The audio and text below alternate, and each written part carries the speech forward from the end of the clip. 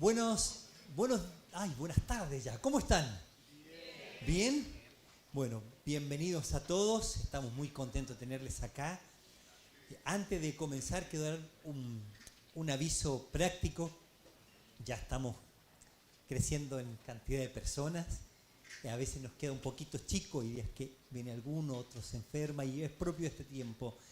Pero nos pasa que necesitamos ocupar bien los espacios. Cuando está usted con sus hijos no hay problema. Usted siéntese, todos los asientos se pueden ocupar. No hay asiento acá que no se pueda ocupar, ¿sí? Pero cuando ya se empieza a llenar, necesitamos que cuando usted se siente, si por favor, por una manera práctica, ocupen de acá hacia allá, porque cuando viene alguien, le es muy difícil atravesar si estos asientos están vacíos. Así nos acomodamos. Bueno, damos la bienvenida a todos. Estoy muy contento esta mañana de tener tantas visitas. Estamos agradecidos al Señor porque creemos que el Señor les ha traído, ¿sí? Y Dios usa personas. Y esas personas le han invitado. Tal vez usted no sabe, pero acá los días miércoles nosotros nos reunimos a orar. Y muchas personas oran por su familiar, por su vecino, por una hija, por un hijo. Y hemos orado por usted.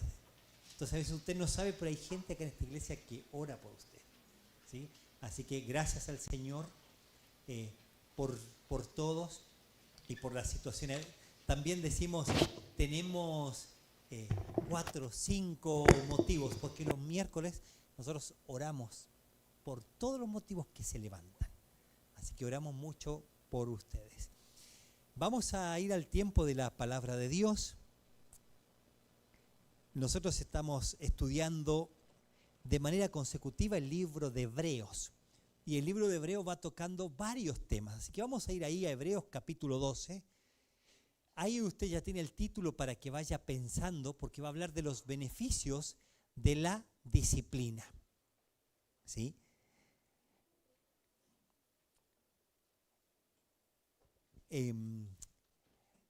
Los beneficios de la disciplina. Y el libro de Hebreos, cuando llegamos ahí al capítulo 12, en el capítulo 11 él va a hablar de todas las personas que pasaron y vivieron diferentes situaciones por la fe. Hay muchas cosas que el autor no va a explicar tanto porque ellos conocían la historia del pueblo de Israel. El escritor del libro de Hebreos le escribe a una audiencia conocida, les habla del Antiguo Testamento como ellos ya saben, solamente le da los nombres y dice, mira, hay muchas personas que vivieron muchas situaciones por la fe y tuvieron que avanzar por la fe. Y otros vivieron situaciones difíciles por medio de la fe. Y se los va a nombrar. Y dice que fueron aserrados, muertos a filo de espada, anduvieron de acá para allá. Y narra todos los hechos. Llegando al final del capítulo 2:11 y ya pasando al 12, dice que todos ellos fueron perfeccionados por medio de la fe. Y en el 12 dice, bueno, ¿y qué hacemos para avanzar, para correr la carrera de la vida cristiana? Los que tienen a Cristo en su corazón, los que se llaman cristianos, ¿cómo hacen? Y él dice que lo primero que hay que hacer, hay que despojarse de los pesos, de las cosas que pesan en tu vida y en tu corazón. Dice, despojaos de todo peso. Y también dice, y del pecado que nos asedia, que nos envuelve, que nos aprisiona para hacernos caer. Después dice, ¿y cómo se hace? Hay que poner los ojos en Jesús. Hay que mirar a Jesús. Por supuesto que Él no está haciendo algo ahí místico que tú miras y ¡ping! Te imaginas una cara en el cielo y ves una nubecita que se junta y dices, ¡ay, ahí está Jesús! No, Él está diciendo que estas personas lo sostuvo el mirar por la fe. El mirar con los ojos de la fe. Dice que Moisés se sostuvo como, y hace una comparación, como viendo al invisible. Entonces, ¿qué es lo que te va a sostener? Dios. Hay que mirar al Señor. ¿Cómo puedes ver a Dios? Por medio de su palabra. Tienes que ir conociendo a Dios. Entonces, así es como Él va narrando esta parte. Y después dice, considera a aquel que sufrió tal contradicción de pecadores para que vuestro ánimo no se canse hasta desmayar. Considera lo que Cristo vivió. Cuando pases momentos difíciles, dificultad, dolor, pruebas, tentaciones, y nos dice, tú frotas la lámpara mágica que ¡ping! Dios lo soluciona. No, no dice eso. Es más, si alguna vez se lo dijeron, no le dijeron la verdad. Dice, considera aquel. Hay un Señor Jesús que sufrió mucho, pasó mucho dolor, vivió una vida y nos entiende como seres humanos, porque tomó forma de hombre y se hizo obediente hasta la muerte y muerte de cruz. Entonces, Él entiende lo que pasamos. Él nos comprende. Entonces, considera aquel que sufrió tal contradicción de pecadores para que vuestro ánimo, para que tu alma no se vaya ahí desvaneciendo, diluyendo, y cuando viene ese momento de depresión o de profundo dolor, no te canses hasta desmayar, hasta que desfallezca y diga, no doy más. Considera lo que Cristo vivió. Y ahí va a ser un alcance, y va a decir, ¿y cómo se continúa? ¿Cómo más se continúa la carrera de la vida cristiana? Tienes que mantener una vida también disciplinada. Y va a hacer un recuento, va a hablar de la disciplina, va a hablar de Dios como Padre. Y va a poner ese ejemplo para que ellos miren, cuando miramos a Dios, ¿cómo podemos reconocerle? Como Padre, pero como un buen Padre. No como cualquier padre. No como la imagen que nosotros podríamos tener o la experiencia de un padre, sino el Dios Padre. Y va a mirar para atrás y dice, mira, Dios creó un lugar para el ser humano y puso a Adán y Eva y ellos pecaron. ¿Y qué hizo Dios? Dios usó, no el castigo, Él usó la disciplina. Y fue enseñándoles. Y Dios muchas veces, el Dios Padre va usando la disciplina. Dios es un Dios de amor. Dios es un Dios santo. Dios es un Dios justo. Y Él obra como un buen Padre, justamente, santamente.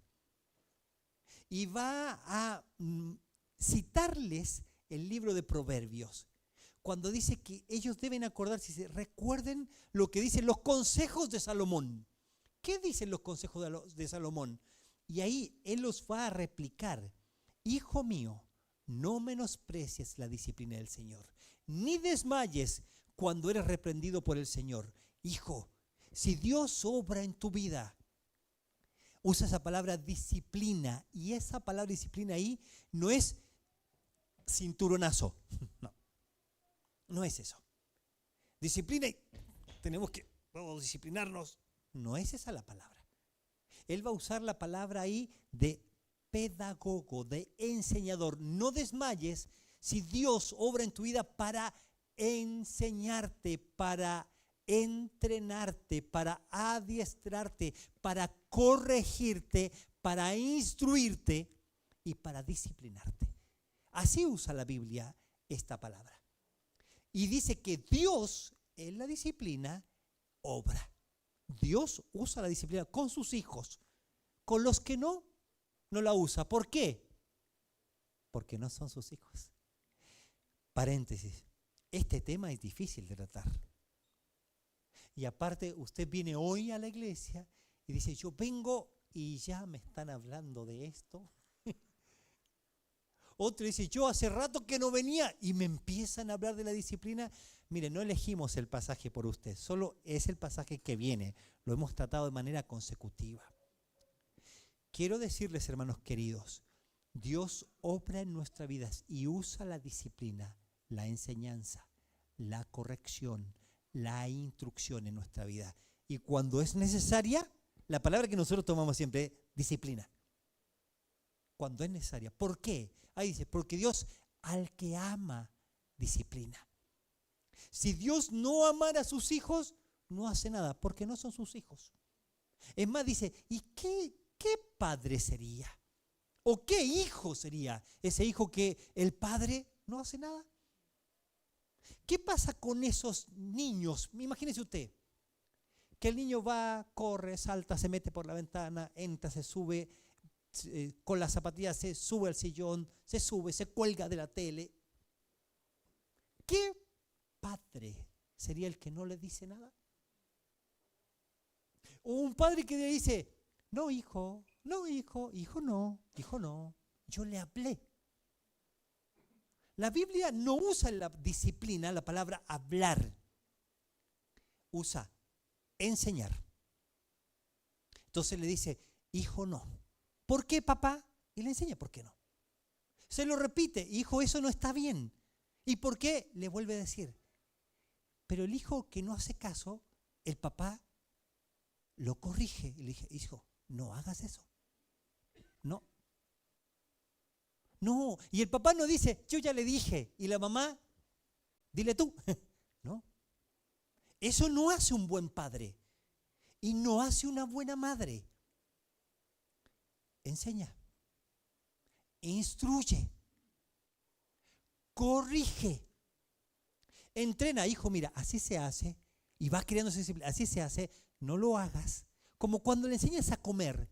Cómo tomar la cuchara, de qué manera llevarla a la boca. Una vez, otra vez, hasta que aprende. Esa es la forma bíblica. Y un buen padre, bíblicamente hablando, es el que hace eso. Versículo 7. Si soportáis la disciplina, Dios os trata como a hijos. Y si no, dice, usa una palabra que nosotros no usamos mucho. Si soportáis la disciplina, Dios os trata como a hijos. Porque ¿qué hijos aquel que el padre no disciplina? Si tú eres disciplinado, si tú eres corregido por Dios, Dios está haciendo lo correcto. Te trata como una hija, te trata como un hijo. Mira lo que dice el próximo versículo, el 8. Pero si se deja sin disciplina, de la cual todos habéis sido participantes, entonces sois bastardos y no hijos. Esa palabra son hijos ilegítimos. Hijos ilegítimos. Un papá que no hace nada, que lo deja, es porque no es su hijo. Nosotros usaríamos una palabra que usaba mucho tiempo atrás. El hijo ilegítimo se llamaba aquí en la cultura chilena, ¿cómo se llamaba? Guacho. Esa es la palabra. Entonces, si Dios no hace nada, es como que no tuviera nada, está desprovisto. Ahora, el amor de Dios Padre le hace a Él tratar a sus hijos como a hijos. Mire lo que dice el próximo versículo. Aparecí yo. ¿Qué dice el próximo versículo? 9. Por otra parte, tuvimos nuestros padres terrenales que nos disciplinaban y los venerábamos. ¿Por qué no obedeceremos mejor al Padre de los Espíritus y viviremos? Él pone un ejemplo. Por otra parte, si miramos para atrás, ¿teníamos padres? Sí. ¿Y qué hacían nuestros padres? Nos cuidaban, nos ordenaban, nos enseñaban, nos disciplinábamos. ¿Y qué hacíamos nosotros? La palabra ahí venerar no es que andaban detrás del papá venerándolo, alabándolo, es los respetábamos. Y si nosotros, un buen hijo, respeta lo que dice el padre, un hijo que entiende el amor del padre, de vuelta, tal vez usted ha tenido malas experiencias porque no pudo tener o no tuvo un padre y una madre que no fueron instruidos en la palabra, o tal vez fueron instruidos en la palabra pero se equivocaron. Y él dice, si eres un buen hijo, respetaste a tu padre. Y dice, ¿cómo entonces no vamos a obedecer con mayor razón a Dios? Entonces, la disciplina está para ser obedecida. Y hoy vamos a ver ahí en el versículo 10 unos beneficios. Vamos a ver 3 beneficios. Vamos a leer ahí a partir del 10. Y aquellos ciertamente por pocos días nos disciplinaban como a ellos les parecía. Pero aquellos padres nos disciplinaban como a ellos les parecían. Pero ¿este qué? Este padre. ¿A quién se refiere ahí con este padre? Al Dios Padre. Pero a nosotros nos suena raro aquí en español, ¿no? Como decir No quiere decir este padre. Este padre, nuestro padre. Pero ¿para qué? Y ahí va a dar los beneficios. Para lo que es provechoso, para que participemos de su santidad.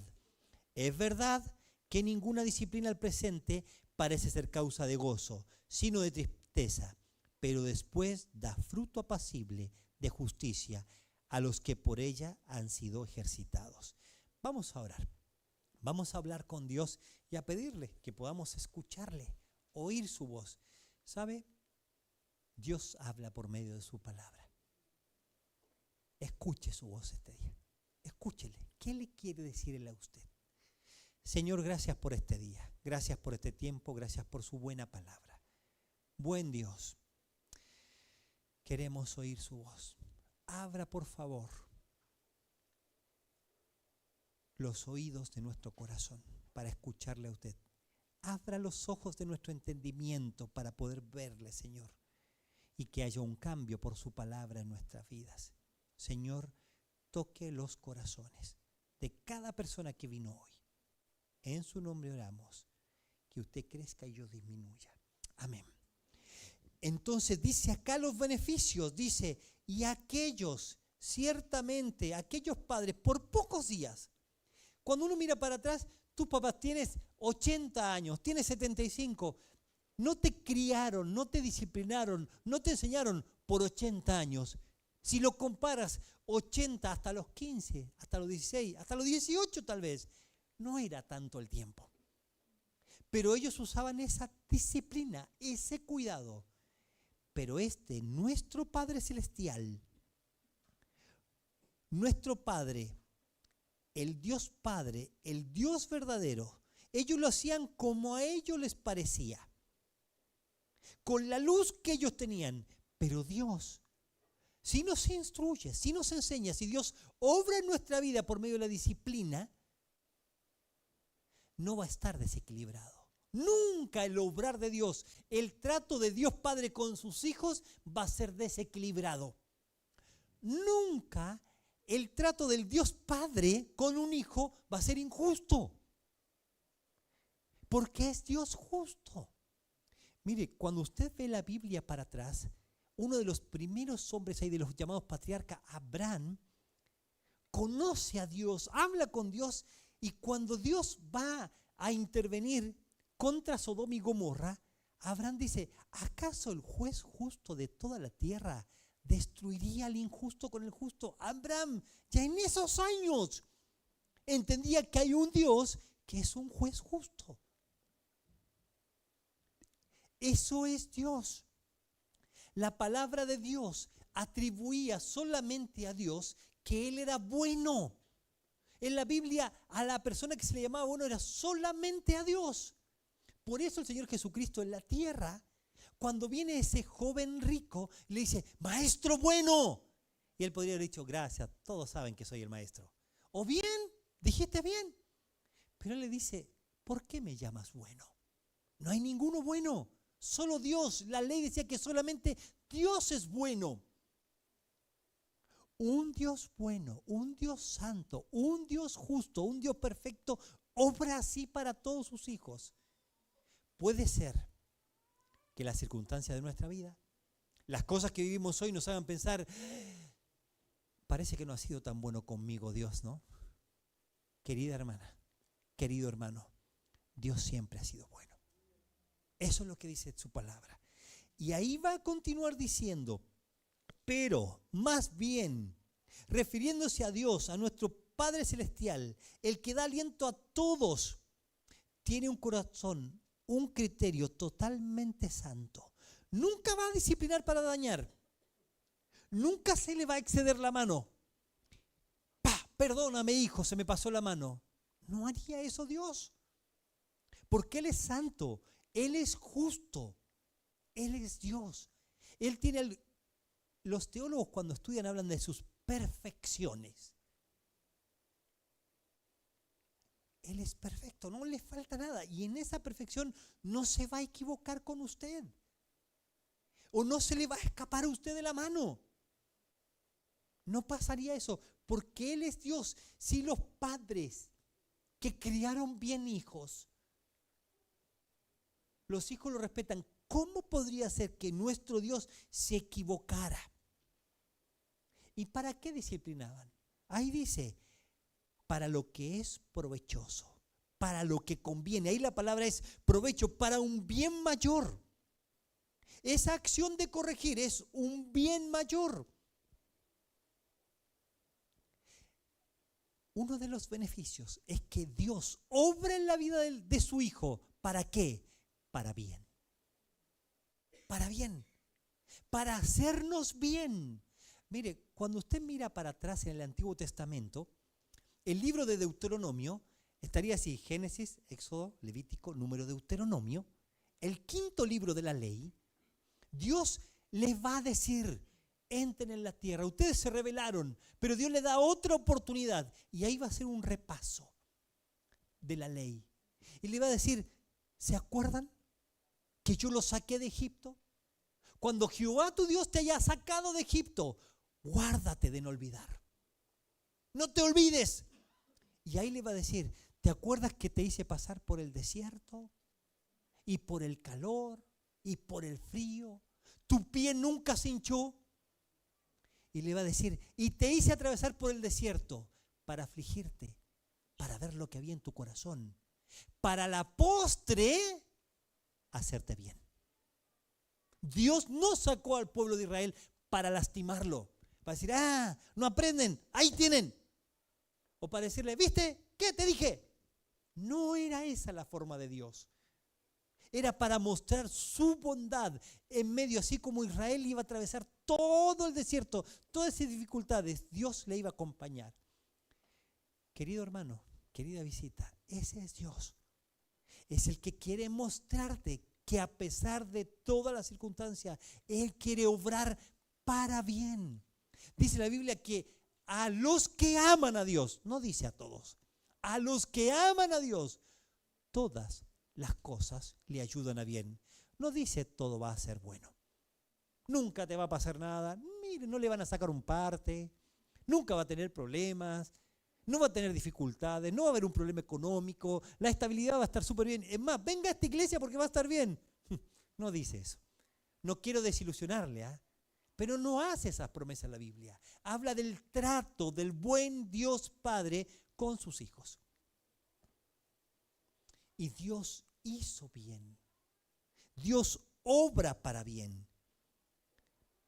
Cuando nosotros estuvimos estudiando aquí el libro de Hebreos, capítulo 4, versículo 1 al 3, dice que había personas que escucharon, pero no les aprovechó el oír la palabra, por no ir acompañada de fe. No hay provecho, no hay cambio si yo digo: bueno, yo creo en Dios, pero me desentiendo de Él. Bueno, yo ya sé, pero no obedezco. No obro por la fe. Mi corazón no se mueve a decir: Dios lo dice y yo lo creo, yo obedezco. No hay beneficio. Y para ellos no hubo ningún beneficio. ¿Qué beneficio tiene para usted, hermana, hermano? Supongamos que hay algunos que conocen a Dios hace muchos años. Usted ya lee la Biblia, ya viene a la iglesia, ya asiste. Es más, se ve tan bonito como lo veo yo hoy día, esta mañana. ¿Qué provecho tiene si no está acompañado de una fe que confía en el Señor y que hace un cambio? No les aprovechó a ellos, no nos va a aprovechar a nosotros. Y la Biblia habla acá cuando dice el pasaje: y aquellos ciertamente por pocos días nos disciplinaban como a ellos les parecía, pero para lo que es provechoso. Dios quiere obrar para bien, para lo que es bueno, para hacernos bien, pero para que nosotros también obremos para bien, para lo que conviene. Mire, hermano, hermana, usted y yo debemos obrar como la Biblia de Dios, la Biblia dice. Mire lo que dice Efesios, capítulo 5, versículo 3. Efesios 5, 3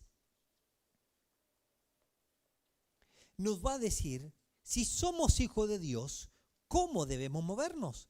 ¿Qué debemos hacer? Pero fornicación y toda inmundicia o avaricia, ni aun se nombre entre vosotros como conviene a santos, ni palabras deshonestas, ni necedades, ni truanerías, que no convienen. Antes bien, acciones de gracia. No conviene, el Hijo de Dios no le conviene participar de estos pecados y nombra a otros. Dios quiere que tú y yo tengamos una vida disciplinada, porque esto no conviene, no agrada, no es de beneficio.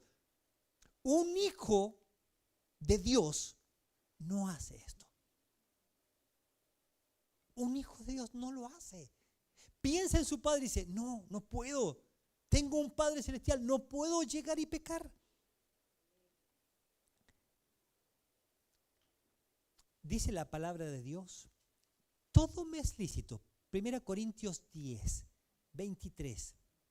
Todo me es lícito, pero no todo conviene. Sí, yo puedo hacerlo. Puedo hacerlo. Sí, yo puedo jugar a la pelota, ver tele, ver una serie de Netflix, comer un asado, dormir una siesta, trabajar mucho, trabajar de manera esforzada, hacer muchas cosas. Pero ahí el apóstol dice, todo me es lícito, pero ¿me conviene hacerlo? ¿Me conviene hacer esto? Todo me es lícito, pero no todo edifica. ¿Edifica? No, nosotros fuimos, hicimos, participamos, compartimos. ¿Te conviene? ¿Te edifica?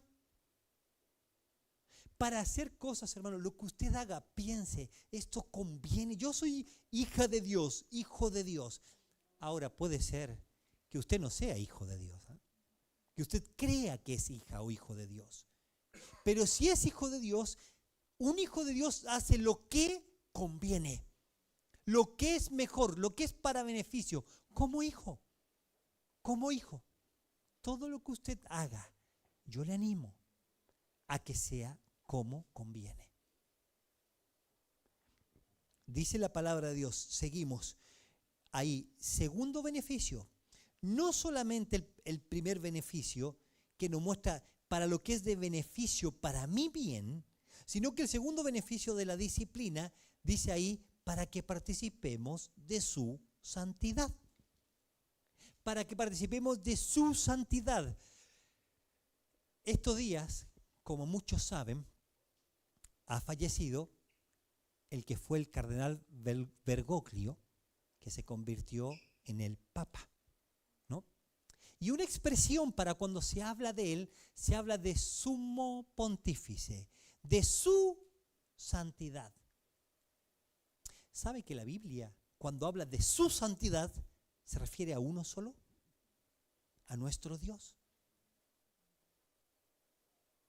Y no estoy acá haciendo una crítica contra la Iglesia Católica. Lo que estoy diciendo es que la Biblia usa este término cuando dice ahí para que participemos de su santidad, para que seamos parte de vivir una vida santa como Dios es santo. Y tal vez usted lo ha escuchado o se acuerda ahí en 1 Pedro cuando él dice, sed santos porque Él es santo. Porque escrito está, Dios dejó un escrito en el Antiguo Testamento diciendo, sed santos porque yo soy santo. ¿Por qué yo debiera vivir santo? Y no se refiere a la expresión santulón, místico, que se porta bien, sino santo, que se aleja del pecado. ¿Por qué yo debiera alejarme del pecado? ¿Por qué yo debiese vivir una vida santa? ¿Por qué no debiese contaminarme? Primero, porque Él es santo. No son palabras de motivación. Bueno, para que te sientas bien, te va a hacer bien. No son palabras amenazantes. Sé santo, porque si no, no. Hay una razón mayor. Él es santo. Él es parte de su esencia. ¿Por qué yo debiera vivir de manera santa? Porque Él es santo. Acá dice, el beneficio es participar de su santidad, ser parte de una de sus perfecciones divinas. Mire, vamos a buscar algunos versículos, porque para nosotros, santo, a ver si usted se crió en algún contexto, había una imagen y es un santo. miraba el calendario y se celebraban los santos. ¿Alguien se porta bien? No, es súper santito. Nosotros que estuvimos mucho tiempo en Argentina, diríamos es re santo. Pero se ha naturalizado tanto el santo que no lo entendemos. Mire, ayúdenme a buscar algunos versículos. Lo vamos a ir poniendo ahí. Éxodo 15:11. El que escribe ese cántico es Moisés. Habían salido de la tierra de Egipto. Dios hizo tantos milagros. Y él escribe ahí ese canto magnífico. Y dice ahí, ¿quién como tú, oh Jehová? ¿Quién como tú entre los dioses? Todos esos que decían ser dioses en Egipto. Que Dios manifestó todo su poder contra todos ellos, diciendo que solo Dios era el Dios verdadero. ¿Quién como tú, magnífico en santidad? Mire cómo se expresa. ¿Cómo es la santidad de Dios?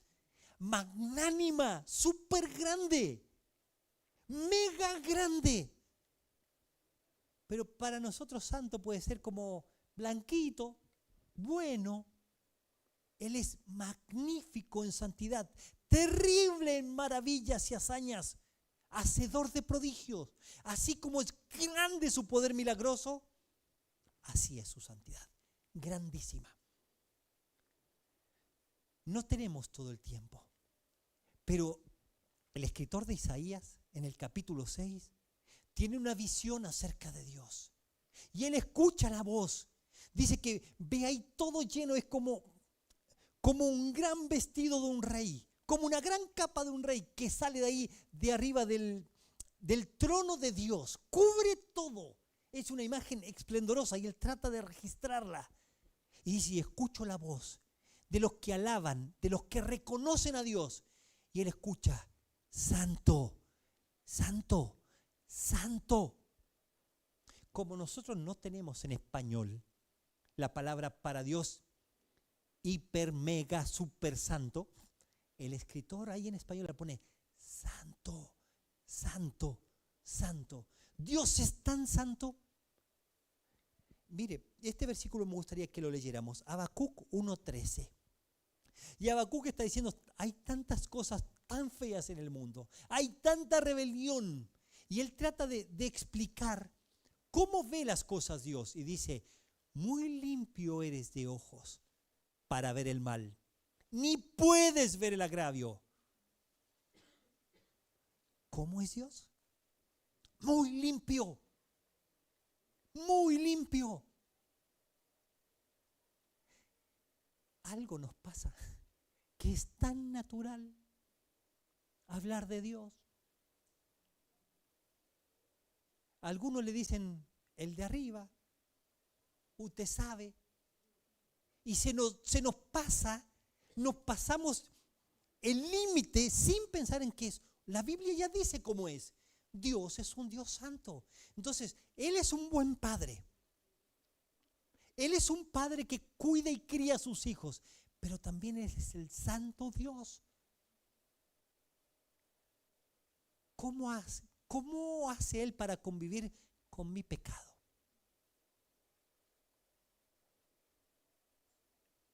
Él es santo. ¿Cómo debiera vivir yo? Hermano, usted y yo debiéramos ser participar de su santidad. Y ahí habla de la santidad de Él.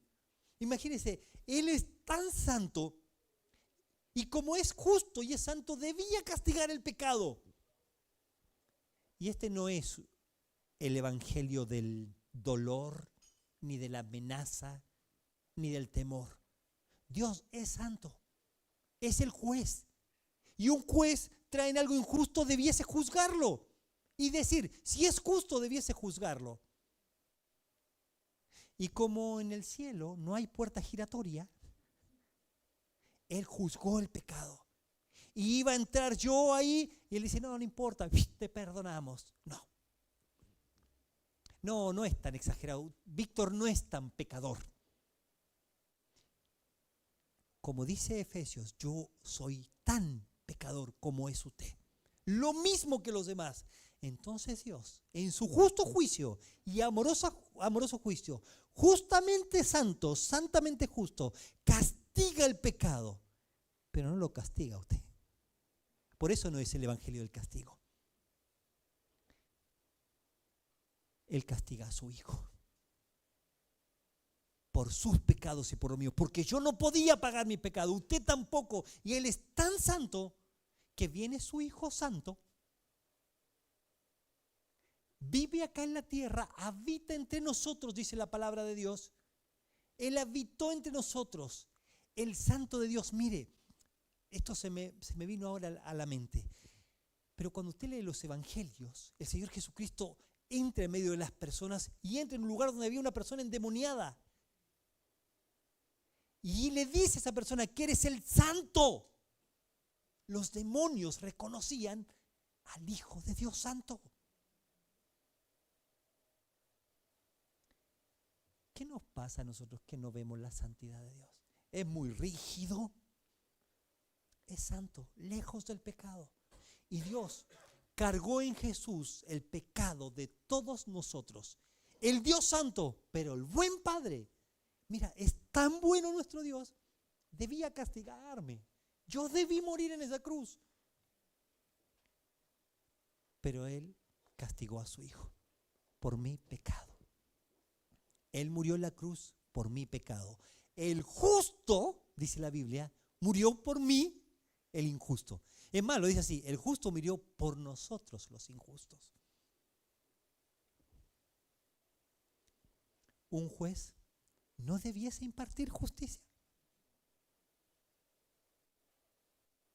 No debiese aplicar el reglamento. No debiese usar el criterio, pero el juez justo, el Dios bueno, el Padre bueno, usa el criterio de Padre. Y para que nosotros no nos lastimemos, usa la santidad para disciplinarnos.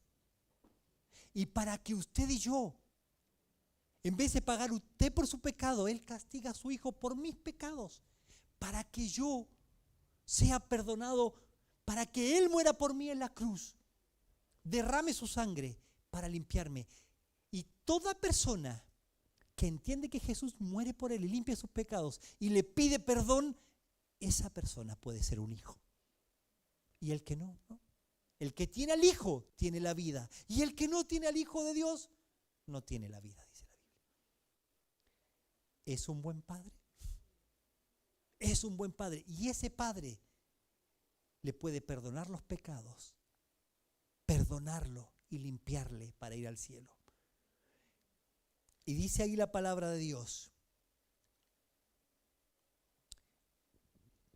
La razón fundamental, ser santo porque Él es santo. Estaba pensando ahí en 1 Juan capítulo 3, versículo 3. 1 Juan 3:3 dice, cuando nosotros miramos hacia adelante, usted sí es hijo de Dios y mira hacia adelante, dice que todo aquel que tiene esta esperanza, Cristo murió en la cruz, perdonó mis pecados, va a venir a buscarme y yo estoy esperando que venga. Y mientras tanto, ¿qué hago? Se purifica a sí mismo como Él es puro. Participemos de su santidad, alejémonos del pecado, esperémoslo diciendo, Señor, tú eres santo, no puedo pecar contra ti. Tú eres un Dios bueno. Y ya no lo hago por obligación, ni por dolor, ni porque me va a disciplinar, sino porque le amo. El amor a Dios, hermanos, te puede llevar, te puede ayudar a vivir de manera santa. Si usted tiene, que seguramente puede tener más tiempo en su casa, lea ahí el capítulo 3, pero manténgase esperándole. La disciplina bíblica de Dios, la disciplina paterna, alcanza su mayor dimensión en la santidad. Mayor compromiso de santidad. Beneficios de ser santos. Caminar cerca de Dios, vivir lejos del pecado, obedecer a Dios, evitar las consecuencias del pecado. Entonces, usted y yo vamos a ser los más beneficiados si caminamos de manera santa.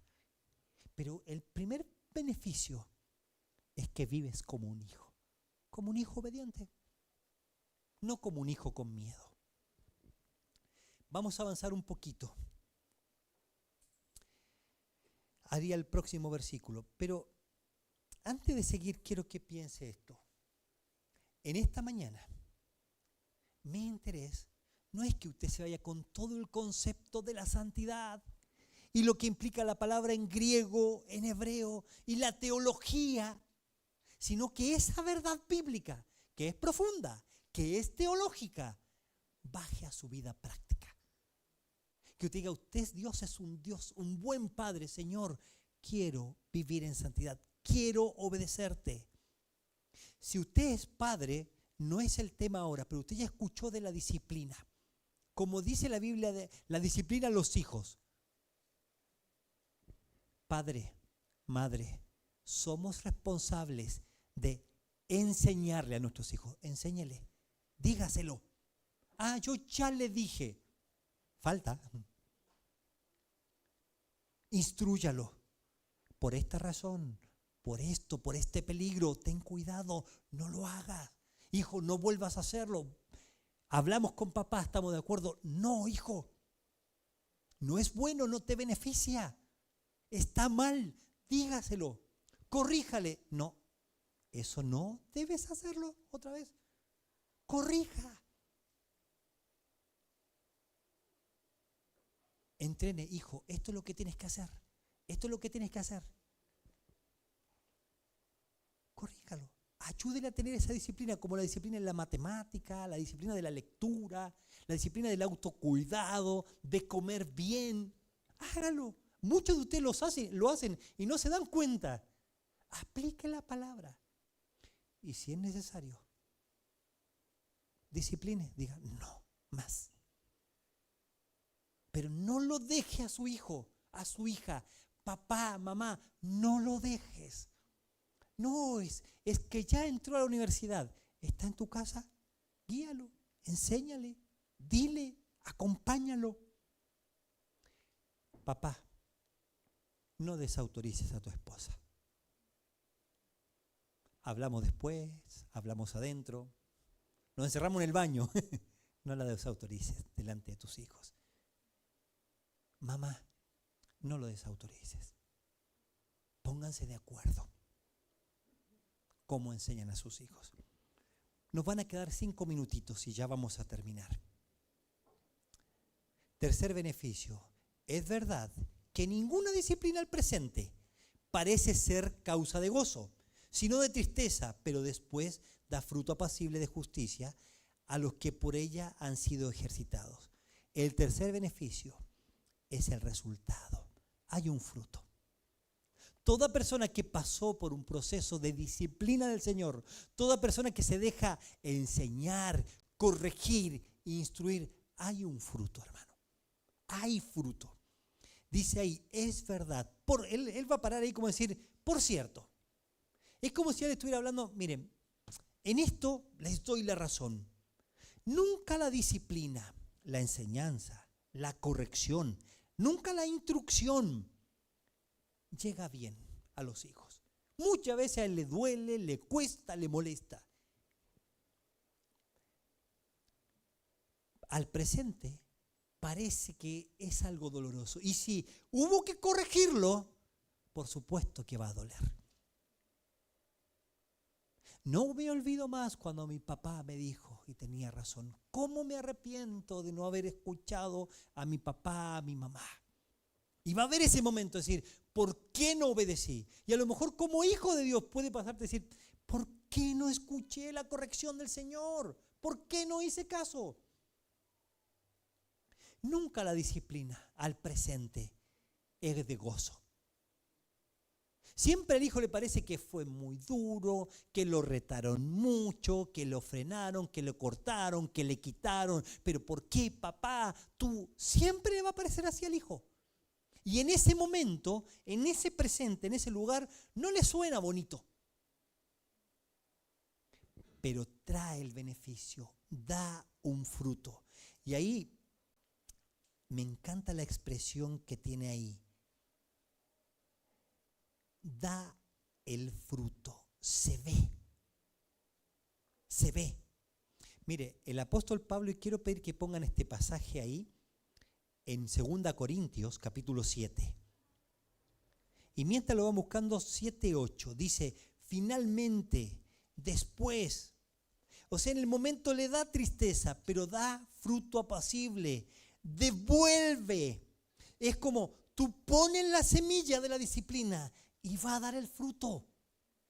Tú pones la semilla de la enseñanza, de la instrucción, de la corrección, va a haber fruto.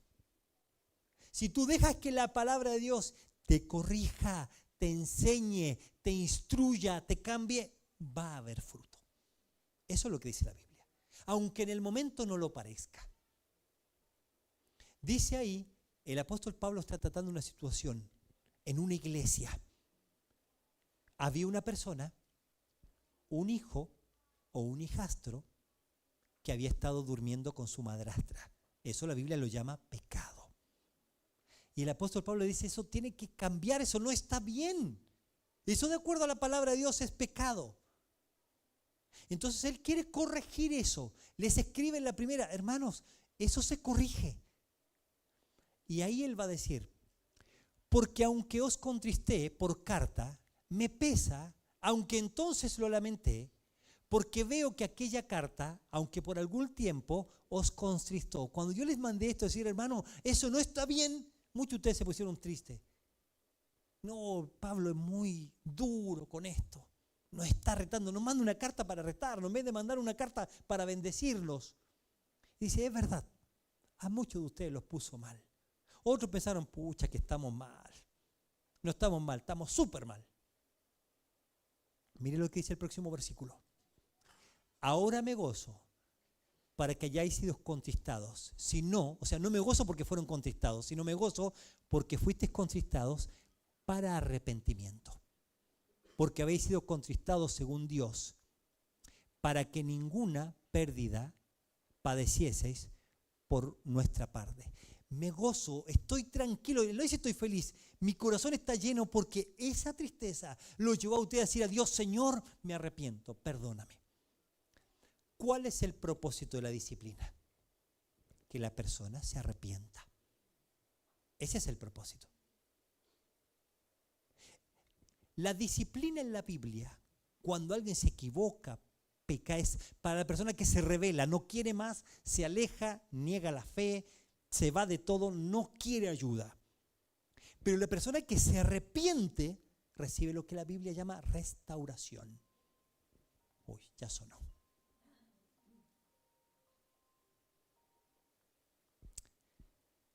De acuerdo a la palabra de Dios, una persona que se arrepiente comienza un proceso de restauración. La Biblia dice ahí, en Gálatas 6:1, si alguno fuere sorprendido en alguna falta, vosotros que sois espirituales, restaurarle. Si una persona ha caído en falta y se equivocó mal, diríamos nosotros coloquialmente, metió las patas. ¿Qué hay que hacer? Ah, yo ya sabía que era así. Por algo los hijos están como están. No, yo no digo nada, pero miro a sus hijos y digo, bueno, tan santo no era el papá, tan cristianos que eran, y mira a los hijos. ¿Sabe? La Biblia manda a los hijos de Dios no a criticar, no a hablar del pecado de otros, sino a restaurar. Y nosotros a veces no lo decimos, pero nuestro pensamiento va muy rápido. No sabemos, pero algo habrá hecho. No pasa así porque sí. Cuidado, hermanos. Cuando alguien se equivoca, y cuando alguien se equivoca en nuestra iglesia, o alguien se equivoque, nuestra responsabilidad es restaurarlo. Tampoco es apañarlo. Es restaurar. ¿Y quiénes hacen el trabajo de restauración? Todos. No. Los espirituales. El hueso se salió del lugar, se dislocó y se vuelve el hueso al lugar. Y las personas espirituales le acompañan hasta que el hueso se recupera, hasta que la pierna vuelve a cumplir su función. Tenemos que llamar las cosas como dice la Biblia. Mateo 18 habla de la disciplina. Hermano, el Señor Jesús va a hablar en ese pasaje y dice, ¿qué hacer cuando un hermano peca contra ti? ¿Qué hacer si un hermano peca? Lo que pasa es que originalmente ahí no usa la palabra peca contra ti. Si un hermano peca, hay que ir y decirle, esto está mal. Si un hermano estamos en la casa tomando la oncecita y empieza a hablar mal de alguien, de la familia, de su casa, de sus hijos, y dice, no, usted no sabe cómo es mi hijo, es flojo, es ladrón. No está bien. Eso se llama murmuración, hablar mal de alguien que no está. Si la persona está haciendo eso, ¿qué debe hacer usted? Decirle, no está bien. Y si esa persona habla mal de alguien de la iglesia, hermano, no haga eso. ¿Se lo dijiste a esa persona? ¿Fuiste a hablar con ella? Anda y habla con la persona. Si fuere sorprendido en alguna falta, hay que restaurarlo, pero si pecó, hay que hablar. Y si no te escucha, está enojado, está peleado, busca 2 o 3 personas que te acompañen, espirituales, que vayan. Y si no quiere escuchar, ya no es tu responsabilidad. Si la persona se revela, ¿cuándo se expone el pecado públicamente? Si alguien comete un pecado, lo paramos aquí adelante y decimos, ¿pecó? ¿Cuándo se haría eso? Decir, una persona cayó en pecado. La Biblia usa eso en algunos casos. El que anda desordenadamente y vive una vida desordenada, hay que decir, hermanos, esta persona no está asistiendo más por esta situación. Un líder, en este caso supongamos el pastor. Voy a poner un caso extremo. Se robó la plata de la iglesia y se escapó. No digamos nada. Hay que informar a la congregación. Sucedió una situación difícil, se informa. No se divulgan pecados. Pero cuando hay una autoridad que ha caído, se informa. Pero no todos los pecados se informan. Esa es la forma bíblica de tratar el pecado. Y la Biblia habla cuando peca, cuando cae, cuando se revela, cuando cae en mala doctrina, cuando anda desordenadamente. Cada caso se trata de manera distinta. Uy, hermano, yo ni me enteré de tal persona que estaba mal. No se tiene que enterar. No se tiene que enterar. Hermano, nunca seamos parte de divulgar pecados. Así es como la Biblia trata la disciplina. En la casa, en la familia, en la iglesia. Y cómo trata el Dios Padre con sus hijos. Vamos a cerrar acá, mis queridos hermanos.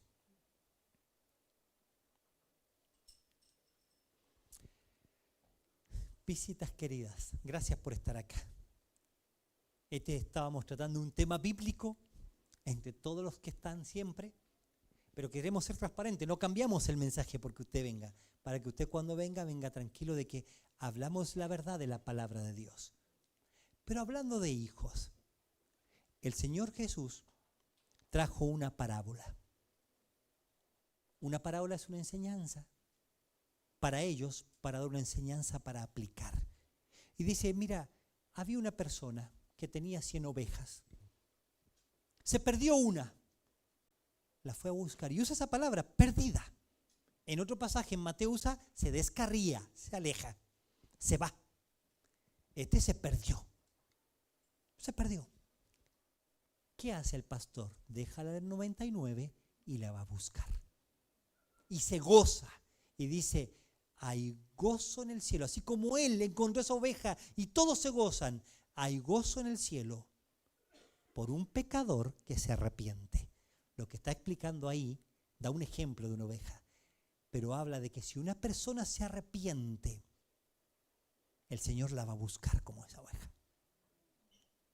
Pero ¿y si fuere como una moneda? Mira, no vale tanto, yo tenía 1.000 pesos en monedas de 100 y se me perdió una. La persona busca la moneda hasta que la encuentre y se pone feliz y comparte con la gente. Aunque sea o parezca que es insignificante, la busca, la encuentra. Lo mismo hace Dios con las personas que se han perdido, que van rumbo al infierno. Y después pone el ejemplo de un papá que tiene 2 hijos y uno se va y se aleja y pierde todo.